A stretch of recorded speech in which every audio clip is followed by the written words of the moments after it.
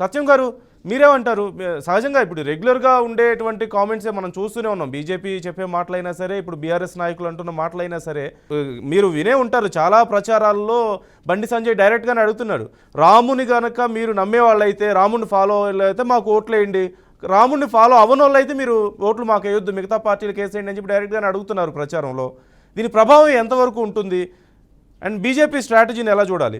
మతం అనేది దాని ప్రాధాన్యత ఉన్నంత కాలం అది సర్వైవ్ అవుతుందండి. అయితే ఇది శాశ్వతం కాదు. మనకు ఒక ఎగ్జాంపుల్స్ ఉన్నాయి కొన్ని. ఇప్పుడు భూమి గుండ్రంగా ఉందన్నందుకు మతమే యూరప్లో కోపర్నికస్ మీద దాడి చేసింది, బ్రూనోని హత్య చేసింది, గెలీలీని చిత్రహింసలు పెట్టారు. కానీ వాటి ఫలితాలు అనుభవించిన తర్వాత, అంటే పారిశ్రామిక విప్లవం వచ్చిన తర్వాత, రవి అస్తమించని బ్రిటిష్ సామ్రాజ్యంగా మారిన తర్వాత, యూరప్ దేశాలన్నీ పవర్ఫుల్ అయి ప్రపంచాన్ని మొత్తాన్ని వలసలుగా పాలించిన తర్వాత క్రిస్టియన్ మతం వ్యక్తులకే పరిమితమైంది. అంతకుముందు పోప్ ఏది చెప్తే లేదా క్రిస్టియన్ మతం ఏది చెప్తే వాళ్ళే ఎన్నికయ్యేవాళ్ళు. యూరోప్లో వాళ్ళు ఎవరికి సపోర్ట్ చేస్తే వాళ్ళు అయ్యేవాళ్ళు. కానీ 17వ శతాబ్దం తర్వాత ఇప్పుడు అమెరికాలో కానీ యూరోప్లో కానీ ఏ రాజకీయ పార్టీని మతం డిక్టేట్ చేయలేకపోతుంది. అలా మా మతం చెప్తుంది కాబట్టి ఎక్కువ సంఖ్యలో క్రిస్టియన్స్ ఉన్నారు. అయినా డెమోక్రసీలో వాళ్ళు జోక్యం చేసుకోవడం తగ్గింది. ఇవాళ వాళ్ళకు పాత్ర లేదు. ఎవరైనా నమ్మకం ఉన్న వాళ్ళు చర్చలేకపోతే వస్తారు తప్ప పలానా మతం పలానా పార్టీని సపోర్ట్ చేస్తున్నాం అనేటువంటి స్థితి వాళ్ళ కోల్పోయింది. అంటే అభివృద్ధి ఫలాలు చూసిన తర్వాత మతానికి ప్రాధాన్యత ఎప్పుడైతే ఇవ్వలేదో మతం దాడులు చేసేటువంటిది కూడా వదులుకుంది. కాబట్టి యూరోప్లో వచ్చినటువంటి మార్పు అది. క్రిస్టియానిటీ ఒకప్పుడు డిక్టేట్ చేసి ఇవాళ ప్రేక్షకుడిగా తన నమ్మకం ఉన్నటువంటి వాళ్ళు వచ్చిపోయేటువంటిదిగా మిగిలాయి. అట్లాగే ఇవాళ ఏషియన్ టైగర్స్ అంటున్నాం. జపాన్ నుంచి మొదలు పెడితే చైనా నుంచి తర్వాత శ్రీలంక వరకు, థాయిలాండ్, మలేషియా, దక్షిణ కొరియా, అనేక దేశాలు, ఏషియా దేశాల్లో బ్రహ్మాండంగా బౌద్ధ ప్రచారం 563లో బుద్ధుడు పుట్టిన తర్వాత బ్రహ్మాండంగా ప్రచారం అయి ఉన్నది. ఇవాళకు వచ్చే వరకల్లా ఏషియన్ టైగర్స్ అన్ని టెక్నాలజీ తోటి, ముఖ్యంగా ఎలక్ట్రానిక్స్ రెవల్యూషన్ తోటి ఓన్ చేసుకున్న తర్వాత అక్కడ కూడా బౌద్ధ ఆరామాలు దర్శనీయ స్థలాలు ఉన్నాయి, లేదా నమ్మకస్తులు పోయేటువంటివి ఉన్నాయి తప్ప మతం ఇన్స్టిట్యూషనలైజ్ అయ్యి ఇతర మతాల మీద దాడులు చేసేటువంటి స్థితి మనం ఎక్కడ చూడట్లేదు. చైనా కానీ, జపాన్ కానీ, కొరియా కానీ, ఏవైనా తీసుకోండి, ఒక 20-25 దేశాల్లో. తర్వాత ఒకవేళ మతాన్ని ఆచరిస్తామంటే ఇవాళ 56 ముస్లిం దేశాలు ఉన్నాయి. ఆ దేశాల్లో ఇప్పటికీ వాళ్ళు సర్వైవ్ చేస్తుంటే ఏకోన్ముఖంగా లేరు. షియా సున్నీల మధ్య నిత్యం ప్రతి దేశంలో ఘర్షణలు జరుగుతున్నాయి. ఈ విభేదాలను ఒక కాజ్గా తీసుకొని అమెరికా జోక్యం చేసుకోగలుగుతుంది. ఇవాళ అన్ని ముస్లిం దేశాల్లో షియా సున్నీల మధ్య విభేదాలు సృష్టించి అన్ని దేశాల్లో జోక్యం చేసుకొని వాళ్ళ చేతుల్లో ఉంచుకోగలుగుతుంది అమెరికా. కాబట్టి మతం ఆచరించి ఇవాళ యూరోప్లో కానీ, ఏషియన్ కంట్రీస్లో కానీ అది లేదు. కానీ మాది మతం ముస్లిం దేశం అనుకున్న దగ్గర షియా సున్నీలు వైరుధ్యాలను చోటు చేసుకొని, మీరు ఇరాక్ తీసుకోండి, సౌదీ అరేబియా తీసుకోండి, ఇరాక్ తీసుకోండి, గతంలో ఏ దేశమైనా తీసుకోండి, ఈ రెండు వర్గాల మధ్య వైరుధ్యాన్ని తీసుకొని వాళ్ళ అమెరికన్ ఇంపీరియలిజం జోక్యం చేసుకోగలుగుతుంది. కాబట్టి మతానికి ప్రాధాన్యత ఇవాళ ఆధునిక రాజ్యంలో ప్రాధాన్యత రోజు రోజు కోల్పోతున్నాయి. తర్వాత ఇవాళ మతాన్ని ఆచరిస్తామని ముస్లిం దేశాలు అనుకుంటే ఇప్పటికి కూడా వాళ్ళ స్వతంత్రత లేదు. అంత రిచ్ కంట్రీస్ లో కూడా ఇతర దేశాల నుంచి మల్టీనేషనల్ కంపెనీలు వచ్చి ఆయిల్ దోరి శుద్ధి చేసి రాయల్టీలు షేక్ ప్రభులకు ఇచ్చి చేసేదంతా ఇతర మల్టీనేషనల్ కంపెనీలు. అవి అట్లా వెనకబడినటువంటి స్థితి ఉంది. ధనిక దేశాలైనా వాటికి స్వతంత్రత లేనటువంటి మన దగ్గర మన దేశానికి వచ్చినప్పుడు సత్యం గారు వాస్తవే. అంటే మీ ఉద్దేశం ఇప్పుడు మన దేశంలో బీజేపీ ఇలా మతాన్ని వాడుకుంటున్నమాట వాస్తవమే, కానీ ఎక్కువ రోజులు నిలబడదు అనేదా? దానికి ఎగ్జాంపుల్ ఉందిగా. ఇప్పుడు బాబరీ మసీదు ఘటన జరిగిన తర్వాత బ్రహ్మాండంగా బీజేపీ ఫేవర్ రిజల్ట్స్ వచ్చాయి. కానీ ఆ తర్వాత అయోధ్య ఉన్న నియోజకవర్గమే ఫైజాబాద్ లో బీజేపీ ఓడిపోయింది పార్లమెంట్ లో. ఈ ఘటన జరిగిన తర్వాతే ప్రజలు మతానికి కానీ, కులానికి కానీ, దేనికైనా తర్వాత సోషల్ ఇష్యూస్ కూడా శాశ్వతంగా కట్టుబడి ఉండరు. నిత్యం సమాజం మారుతూ ఉంటే, మనిషి మారుతూ ఉంటే, కోరికలు మారుతూ ఉంటే, అవసరాలు మారుతూ ఉంటే నిత్యం మారుతూ ఉంటాడు. ఇవాళ ప్రభుత్వాలు నేను రైతు బంధు ఇచ్చినని కేసీఆర్ అనుకోవచ్చు, కానీ రైతు బంధు ఇచ్చినటువంటి కేసీఆర్ ఓడించారుగా. ఉమ్, నేను ఫలాంది ఇచ్చా, నేను భూములు పెంచాను.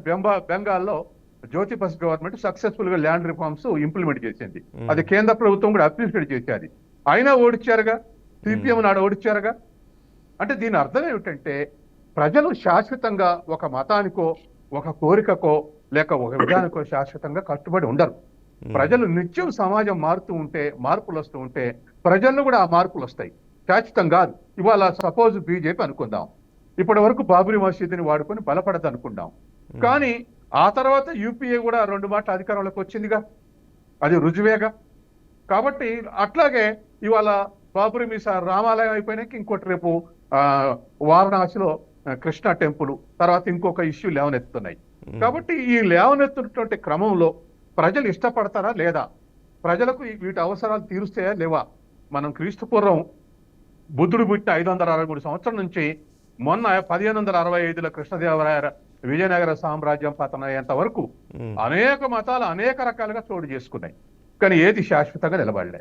ఒకదాని ఎలా ఉండబోతోంది మన దేశంలో అంటే కొన్ని సంవత్సరాలు, కొన్ని ఒక దశాబ్ద కాలం తర్వాత లేదంటే ఒక 2 దశాబ్దాల తర్వాత ఇంత మీరు అన్నట్లు ఒక భారీ మార్పు అనేది అప్పటికి అంటే కైండ్ ఆఫ్ ఒక రకంగా చెప్పాలంటే ఒక తరం మారిపోతూ ఉంటుంది, టెక్నాలజీ కానీ లేదంటే కేవలం అంటే మనం రష్యా కూలిపోయింది చూసాంగా, తరం మారిపోగానే వాళ్ళకి ఇంకొక టేస్ట్ అవసరం అయింది.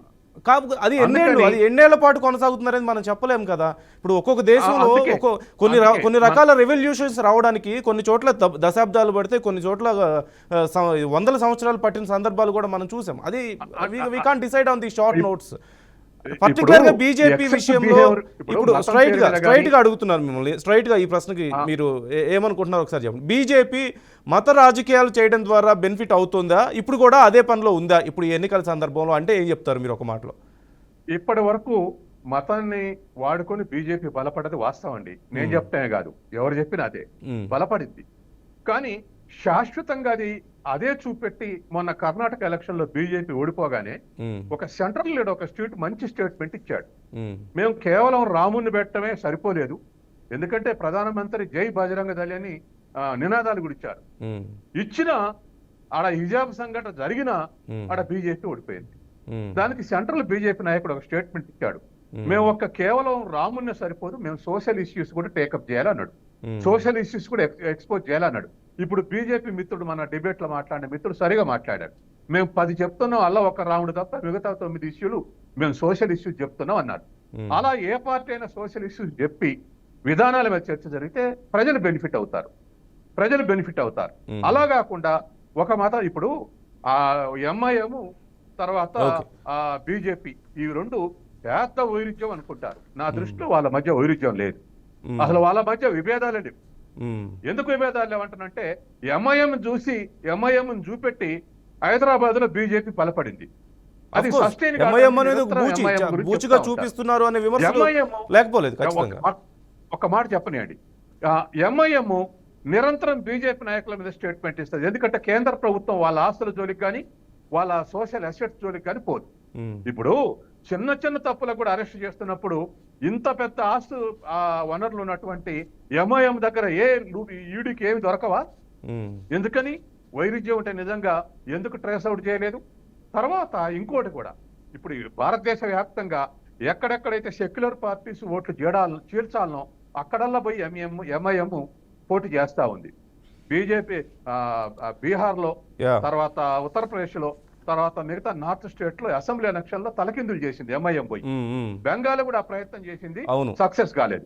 ఇప్పుడు కూడా పోయి నార్థన్ స్టేట్స్ లో గెలిచినా గెలవకుండా పోటీ చేస్తా ఉంది. కాబట్టి ఎంఐఎం మధ్య బీజేపీ మధ్య వైరుధ్యం ఉంది, కత్తులు చూసుకుంటారంటే అది అబద్ధం, ఎవరో అమాయకులు అనుకోవాల్సిందే.